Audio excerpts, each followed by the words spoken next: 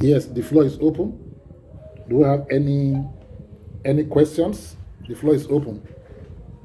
Any questions? Good evening, everyone. Good evening, ma'am. Ebony one. Transforming lives for life. Nine. Yes, this topic is a very, critical topic about how to, face failure and win. Because in the course of our, teaching tonight, or during the course of this particular, teaching, we've learned that, or I for one, have learned that failure is not the end of the world. That even the most famous people that we've ever heard of, they failed severally. And in fact, they are still failing. They fail, they succeed, they fail, they succeed. That is life. So for we that we are, trying, to make impact, and then at a point we fail, and then we just feel that that's the end of the world. We feel that we are useless or something. It's not supposed to be so. Because for those who are up there, like we used to say, if they tell you how many times, even for the inventors, those that invent things, if they tell you how many times they failed just to come across the right result, we will be amazed.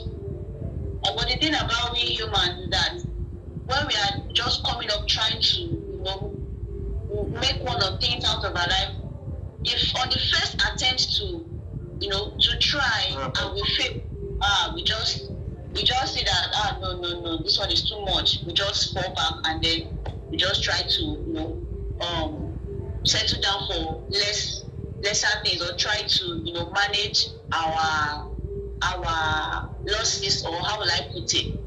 But if we do that, that will bring out the great potential that we have in us.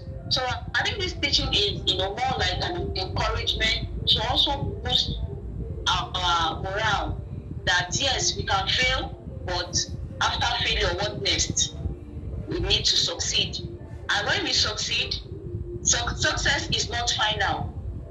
Yes, we learned that success is not final. Success is not a destination. Success is a journey. Okay, and the beginning of your own success might be, the height of your own success can be the beginning of another person's success. So it is not how they say, it's not finite, or it's not it's a word we use for it. So it's not A destination. not something that we are striving to get it, and then we fail. We just, I know as humans we have emotions, and at a point we just feel that, but after we fail, what next? What next? So I'm so happy for tonight's teaching. It's more like an encouragement, and also to boost our morale, that when we fail, it is not the end of the world. Yes. As long as we are alive, we can, surely, or we will surely succeed, as long as we don't relent and we don't get discouraged. Thank you so much, sir. God bless you. Everybody world. Transforming lives for life. Life. Yes, we want to welcome those who are just joining us.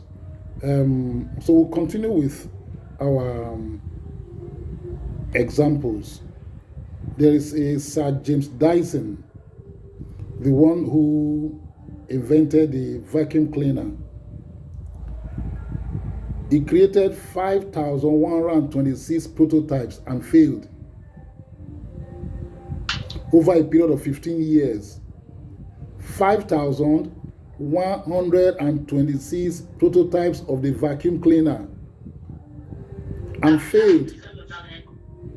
So for 15 years, he was trying again and again and again. 1 year, 2 years, 3 years, 4 years, 5 years, 6 years, 7 years, 8 years, 9 years, 10 years, 11 years, 12 years, 13 years, 14 years, 15 years. If it is you, what will you do? You will have since abandoned the dream. 15 years of nothing. 5,126 times he failed. But you know what? Finally, he succeeded. And what was his net worth when he was dying? $4.5 billion. That was his net worth at death. And even now, he's still earning from his prototypes, even in death. 15 years of dryness, 15 years of emptiness, 15 years of mockery, 15 years of derision, 15 years of illusion, and over 5,000 failed attempts. Do you know how much he lost in just building those prototypes? It was continuous investment. He was investing and reinvesting, and nothing was coming in. But finally, after 5,126 failures, he succeeded. He succeeded. And the floodgates of money was opened. By the time he was dying, he was worth over $4.5 billion. Steven Spielberg is in cinematography, the film industry. He was rejected twice by University of Southern California School of Cinematic Arts. Yet, he has created blockbusters that have grossed over $9 billion. He has won 3 Academy Awards. He has won 11 Emmys. He has won 3 Oscars. He has won 7 Golden Globes. And then the same university where he was rejected has now erected a building to honor him. Isn't that awesome? Thomas Edison. His teacher said he was too stupid to learn anything. His teacher said he was too stupid to learn anything. And today, he holds over 1,000 patents. 1,000, not one. Over 1,000 patents. Walt Disney. His former editor said he lacked imagination and had no good ideas. He lacked imagination and had no good ideas. He says, I think it's important to have a good heart failure when you are young. Why? Because it makes you kind of aware of what can happen to you. Because of it, I've never had any fear in my whole life when we've been near collapse and all of that. I've never been afraid. So, can failure immobilize you, or can failure make you to cross your heart against fear? Especially, like you said, when we are young. But even in old age, because age is a number, we can enjoy our eternal youth by just resisting the urge to quit when we fail. Albert Einstein, arguably the greatest scientist that ever lived. He started speaking at the age of 4. He started reading at the age of 7. Couldn't read. He was thought to be mentally handicapped. And yet, he ended up a Nobel Prize winner. And his legacy is still revolutionizing human civilization. J.K. Rowling is a woman who is an author. She was on welfare. She was depressed. She was divorced. She was broke. She was a single mother. Publishers after publishers rejected her work, Harry Potter.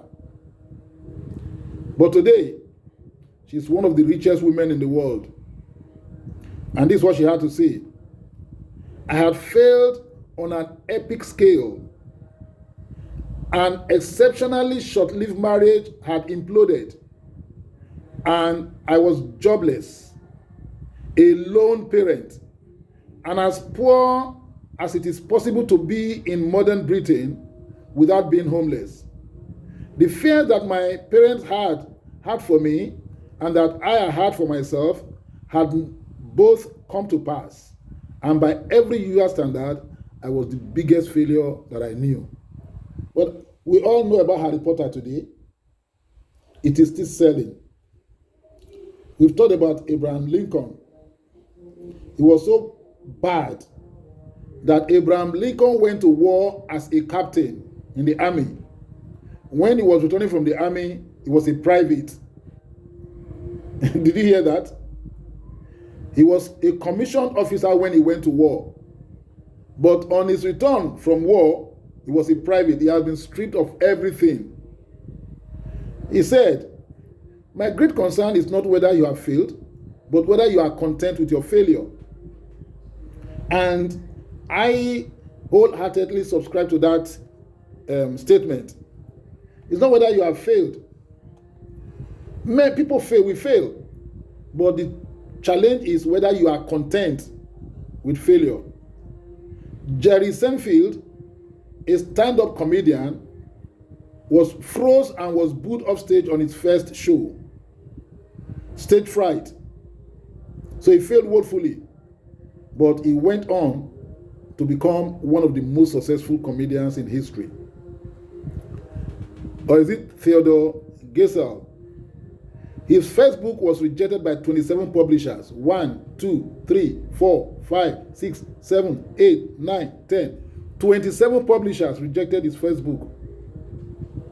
He was on his way home to burn his manuscript, and then he ran into an old schoolmate who finally got him a publisher. Today, he's one of the best children's authors. And then Oprah Winfrey. She was fired from her first TV job as an anchor in Baltimore. But today, she owns her own TV network, Oprah Winfrey Network. And here's what she has to say. There is no such thing as failure. Failure is just life trying to move us in another direction. And that's what we tell us. Failure is not a stop sign, but rather it is a signboard to lead us aright. Stephen King, his first book, Carrie, was rejected 30 times. He dumped the book in the trash can. The book was retrieved by his wife, who implored him to resubmit it one more time, just one more time. Wow. And from that on, he went on to have a very, very illustrious writing career. Vincent van Gogh. Vincent van Gogh sold only one painting when he was alive, The Red Vineyard. And he sold it just before his death. He was a painter. The rest of his works nobody wanted. Nobody. Now, hundreds of years after his death, today, one painting alone of his sells for over $100 million. I didn't say $1 million. I didn't say $10 million. One painting of Van Gogh sells for over $100 million. Success is sometimes the outcome of a whole string of failures. So when you are failing, never see it as an end, but rather as a means to an end. Just continue. Continue. And that's why Winston says that success is not final, failure is not fatal. It is the courage to go on that counts. Elvis Presley. Let's look at Elvis Presley. We all know Elvis Presley. You ain't going nowhere, son. You ought to go back to driving a truck. These are the words that greeted Elvis Presley after his first performance at the Grand Ole Opry, after which he was promptly fired by his employer. That he should go back to he was a truck driver. That you are not going anywhere. All this kind of song you are singing is taking you nowhere. Disposing of the keys to the truck, Presley went on to become the world's biggest star with a legacy that endures even till today. So it's not people's opinion about you that matters.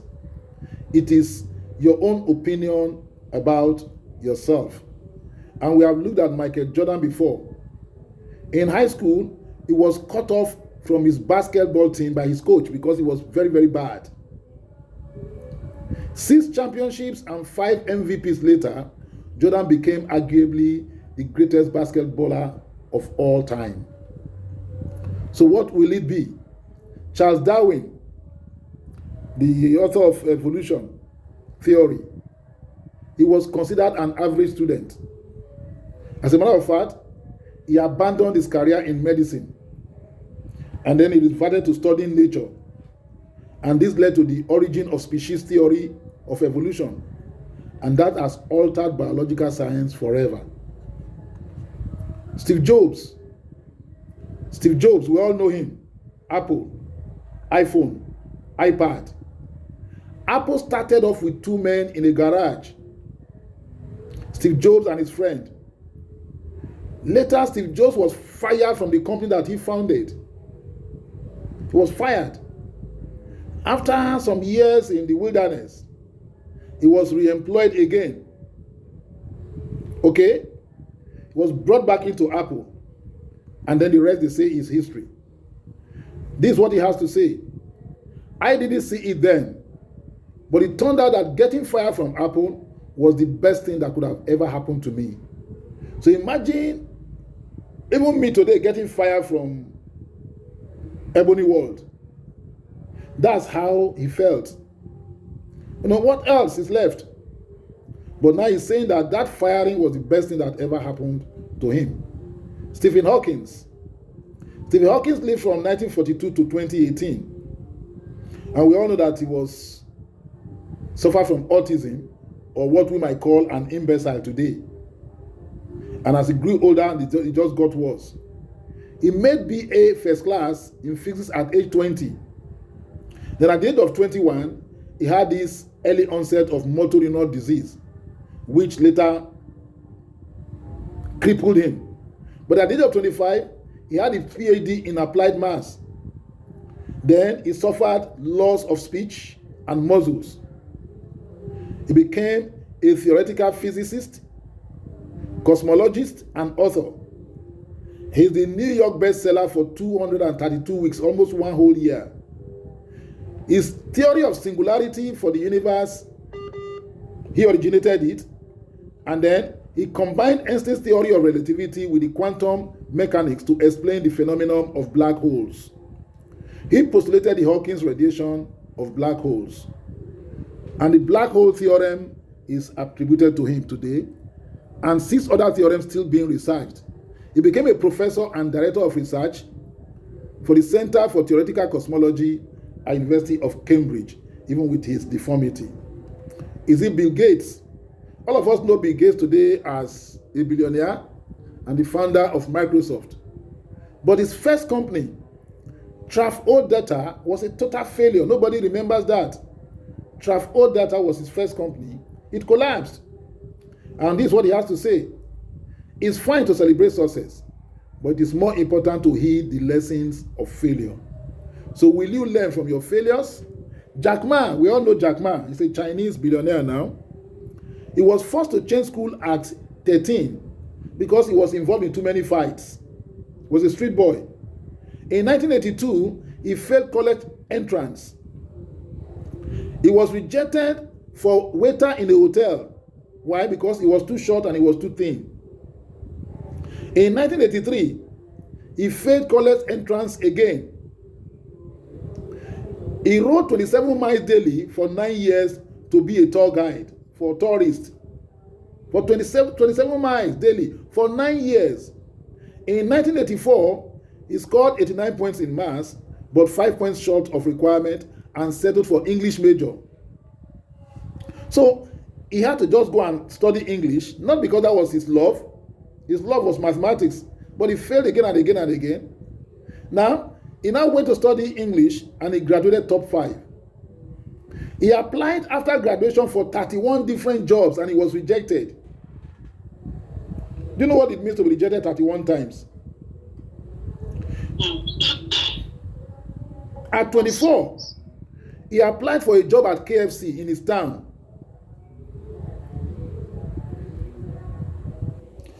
"24 people applied for KFC job in his town. 23 were accepted. Only he alone was the one that was rejected. 24 people applied for KFC job. KFC, eatery. Of the 24, 23 were accepted. Only he was rejected. He applied to Harvard 10 times and he was rejected each time. Today, he gives lectures at Harvard, that same Harvard. He gives lectures there. They invite him to come and give lectures to their business class. And today, he is one of the world's 30 richest men with a total net worth of $48 billion as at 2021. Of course, he's richer today. So, what will your own story be? Is it that it didn't work out the first time and that is the end? And that's the way most of us are wired. And I wish somebody taught me this 30 something years ago when I first went into business. Today, my trajectory would have been totally different. That's the truth. We didn't know this, that it is okay to fail. And that all the people that we are looking at ahead of us, most of them failed. Not once, not twice. They have failed more times than we have tried. So why should we quit? Why should we carry a stigma that we don't know what is right? Failure may actually be redirecting us from our strain away from our purpose back to our purpose. Okay? If Jack Ma had succeeded the first time as a KFC employee, perhaps he would still be there today, at best as a front desk manager or facility manager. But today is one of the richest people in the world. So failure is a tonic for success. It's not a tonic for destruction. So at this point again, we want to thank you for your time, and we are also going to take reactions from attendees. Ebony World,